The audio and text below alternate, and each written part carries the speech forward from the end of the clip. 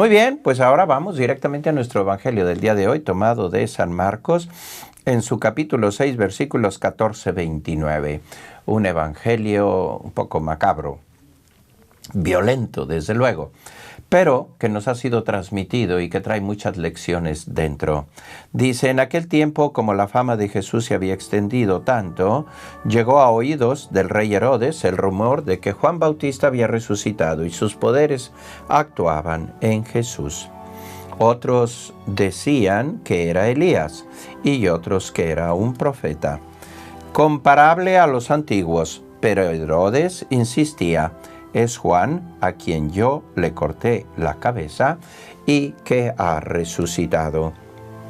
Herodes había mandado apresar a Juan y lo había metido y encadenado en la cárcel. Herodes se había casado con Herodías, esposa de su hermano Filipo, y Juan le decía: no te está permitido tener por mujer a la esposa de tu hermano. Por eso Herodes lo mandó encarcelar. Herodías sentía por ello gran rencor contra Juan y quería quitarle la vida, pero no sabía cómo, porque Herodes miraba con respeto a Juan, pues sabía que era un hombre recto y santo y lo tenía custodiado. Cuando lo oía hablar quedaba desconcertado, pero le gustaba escucharlo. La ocasión llegó cuando Herodes dio un banquete a su corte, a sus oficiales y a la gente principal de Galilea, con motivo de su cumpleaños. La hija de Herodías bailó durante la fiesta, y su baile les gustó mucho a Herodes y a sus invitados. El rey le dijo entonces a la joven: pídeme lo que quieras y yo te lo daré. Y le juró varias veces: te daré lo que me pidas, aunque sea la mitad de mi reino. Ella fue a preguntarle a su madre: ¿qué le pido? Su madre le contestó: la cabeza de Juan el Bautista. Volvió ella inmediatamente junto al rey y le dijo: quiero que me des ahora mismo en una charola la cabeza de Juan el Bautista. El rey se puso muy triste, pero debido a su juramento y a los convidados, no quiso desairar a la joven, y enseguida mandó a un verdugo que trajera la cabeza de Juan. El verdugo fue, lo decapitó en la cárcel, trajo la cabeza en una charola, se la entregó a la joven y ella se la entregó a su madre. Al enterarse de esto, los discípulos de Juan fueron a recoger el cadáver y lo sepultaron. Esta es palabra del Señor. El evangelista Marcos nos comenta, o mejor dicho, nos introduce este pasaje en un momento muy importante. Es el momento entre el envío de los discípulos a predicar, que comentamos ayer, y Jesús, que se va a revelar como el Mesías. Aquí mete este pasaje, un pasaje que nos habla de la muerte del precursor. Hay varias lecciones que podemos aprender. Desde luego, los personajes, cada uno de ellos, están muy tipificados. Herodes, un hijo del rey Herodes el Grande. Herodías, que se casó primero con Filipo y luego se vino con Herodes. ¿Qué pasó entonces? Esta mujer era nada menos y nada más que sobrina de los dos hombres con los que había convivido.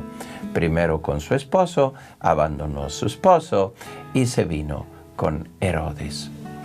Eran sus tíos inmediatos, sus tíos de primer grado.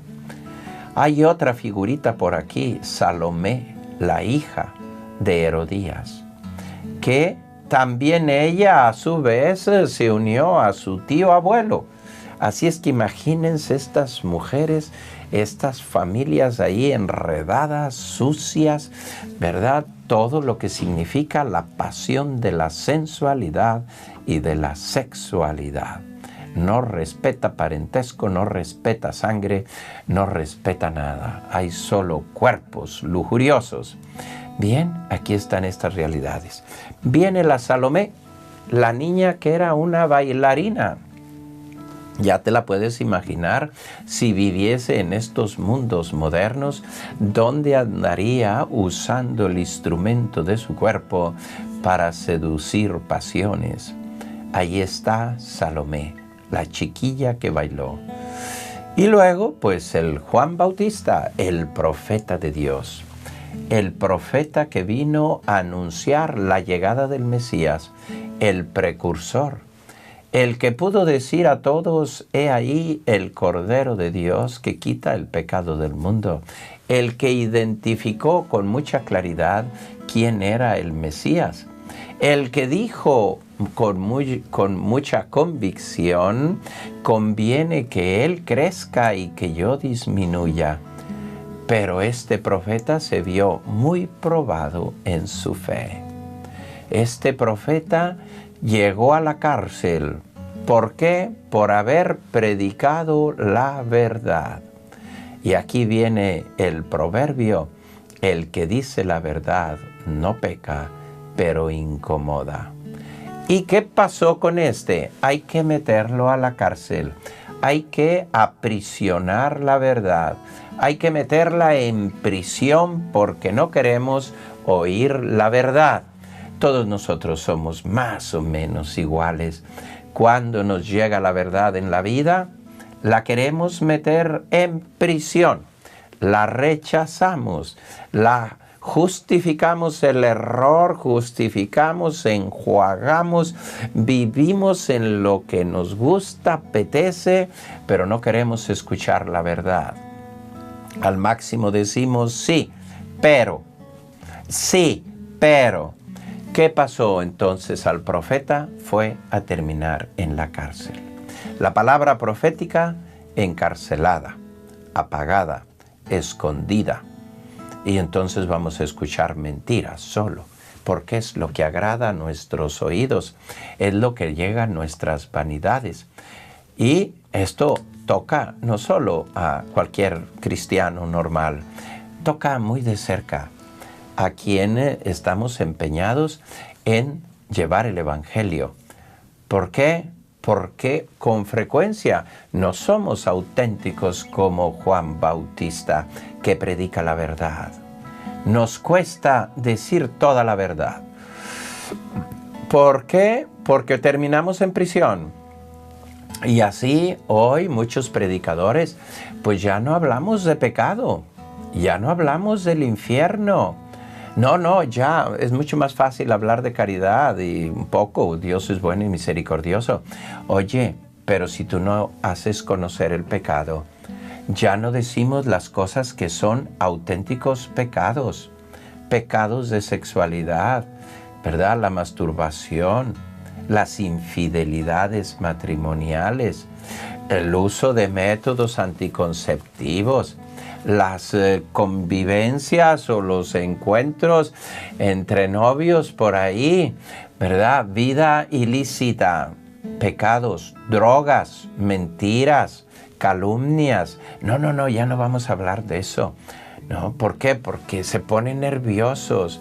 Hay que hablar mejor de las cosas bonitas. Claro que sí, hay que hablar de la gran misericordia de Dios, pero ¿cómo te voy a hablar de la misericordia que perdona pecados si tú ni siquiera te das cuenta o no quieres darte cuenta de los pecados?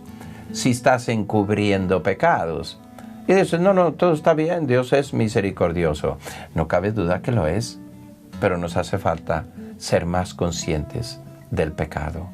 Juan lo decía muy claro. ¿Y dónde terminó? En la cárcel. El que habla claro termina en la cárcel. Termina en la cárcel, en las prisiones. Hay muchos tipos de prisiones, unas físicas que son terribles, pero hay otras morales. Hay otras donde te quieren encerrar, donde te etiquetan, donde te calumnian, donde te persiguen, te quieren encerrar, no te soportan. Bien, vamos adelante con el Evangelio. Estábamos individuando los personajes. Un rey Herodes, subyugado por la lujuria, por el placer. Uno que no sabía qué hacer en la vida, aburrido. Lo pintan siempre gordo, medio abandonado, lujurioso, sensual. Ahí tenía su palacio, ¿no? En Maqueronte, una vez estuve por ahí y dijeron, aquí estaban las prisiones de Juan Bautista. Y bueno, pues entramos a esas zonas que eran todos subterráneos, ¿no? Allí hay todo un sitio turístico, Maqueronte, lugar donde estuvo prisionero Juan Bautista. Pues ahí estaba este hombre con esta mujer, Herodías, su sobrina, que además había sido esposa de su hermano.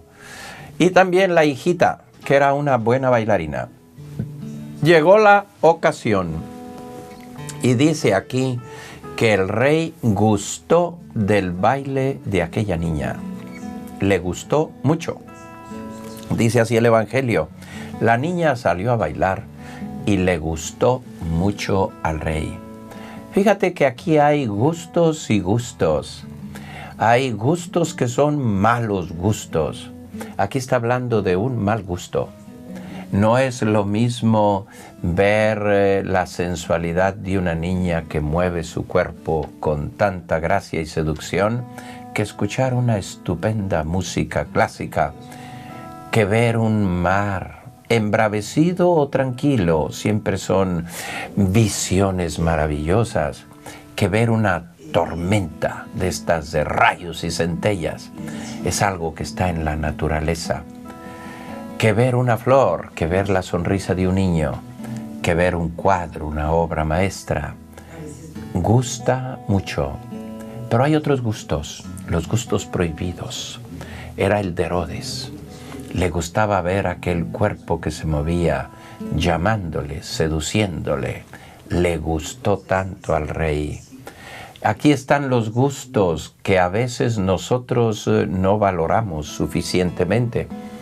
Gustos que no son otra cosa que cadenas, que esclavizan, que quitan la libertad, que quitan el buen sentido de la vida y que arrastran pues por ese callejón sin salida del vicio. Gustos. El rey le gustó tanto que pronunció una frase que nunca tenía que haber pronunciado. Pídeme lo que quieras. Y aquí se ve que la cabeza de Juan Bautista ya había sido cortada antes de quitarla de sus espaldas. Ya se la habían arrancado porque aquella mujer no soportaba la palabra de Juan. Y cuando no se soporta, lo primero que viene a los deseos, al gusto, córtale la cabeza. Sucede a todos, a ti y a mí. Le sucedió a Herodías. Yo no soporto que me ponga mis pecados en la cara. Yo no soporto que pongan los males que cumplo. Yo no soporto todo eso. Y por lo tanto hay que cortarle la cabeza. Hay que hacerlo desaparecer. No es el camino de la mafia. No es el camino de los que andan por malos pasos. No hay tantos muertos porque son muertos que me estorban. Personas que me estorban para lograr mis objetivos. ¿Quién está en defensa de los derechos? ¿Quién está en defensa de la verdad? Córtale la cabeza.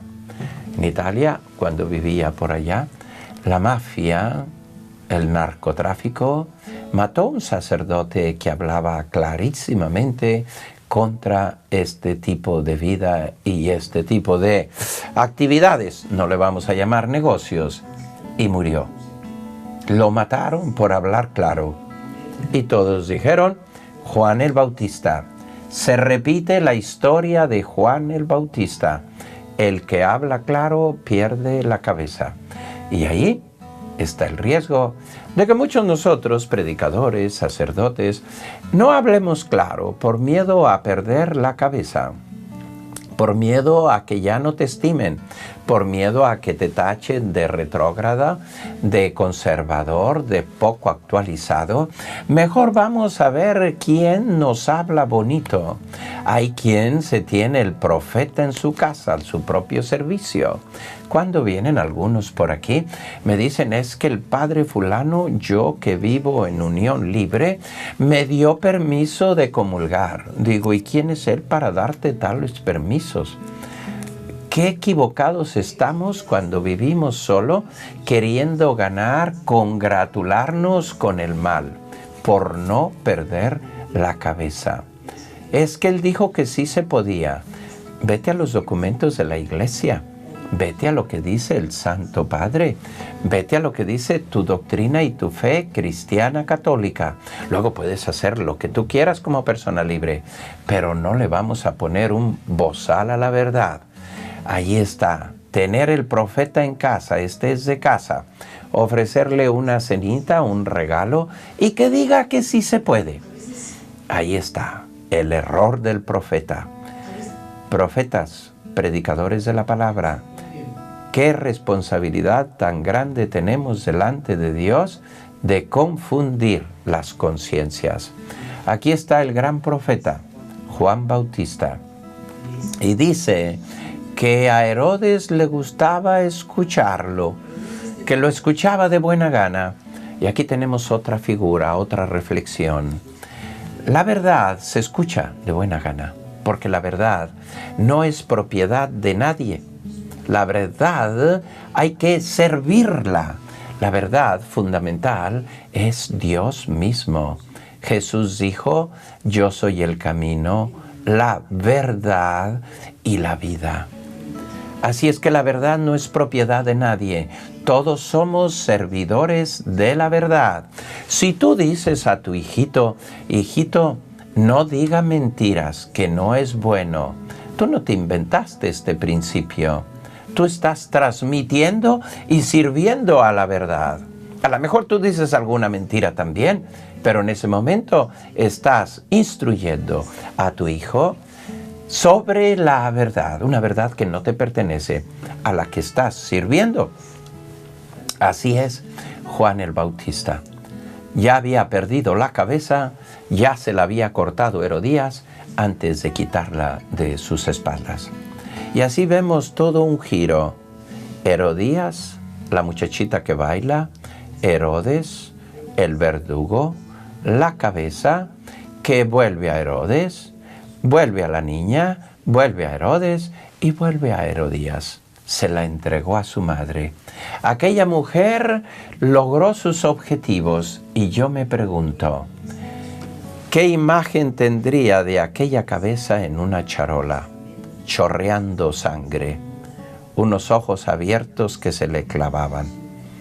Esa cabeza nunca se le olvidaría. ¿Recordaría Herodías esa cabeza en el lecho de muerte? Cuando se estaba muriendo, ¿tendría presente esa cabeza? Yo creo que sí. Esa cabeza con color de muerte, pálida, ceniza, esos ojos abiertos, esa barba negra y ese pelo ensangrentado. Aquí está la cabeza, aquí está la verdad que tú no quisiste aceptar. La verdad que arrancaste de su lugar, la verdad que no quisiste escuchar.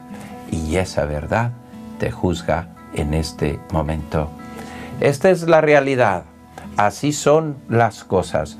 Bien, Juan el Bautista, el profeta de la verdad, murió defendiendo la verdad.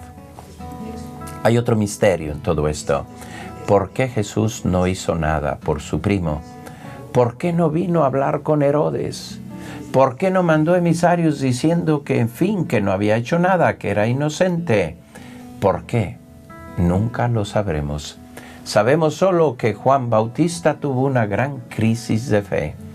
Dijo a sus discípulos, vayan y pregunten si es él de verdad el Mesías. ¿Cómo es que no actúa? ¿Cómo es que no viene a sacarme de aquí? ¿Cómo es que no resuelve este problema de prisión? ¿Cómo es que no se interesa por mí? Así son los caminos de Dios. Los lenguajes de Dios no son los lenguajes de los hombres. Dice el profeta, mis caminos no son vuestros caminos. Qué difícil es entender el lenguaje divino que permite estas tragedias terribles, toda esta violencia. Este hombre que era el precursor del Mesías, también lo fue en el martirio. Termina el Evangelio diciendo, vinieron sus discípulos y lo enterraron. También fue precursor en la muerte del Mesías. Pero del Mesías dice, resucitó al tercer día y se apareció a sus discípulos.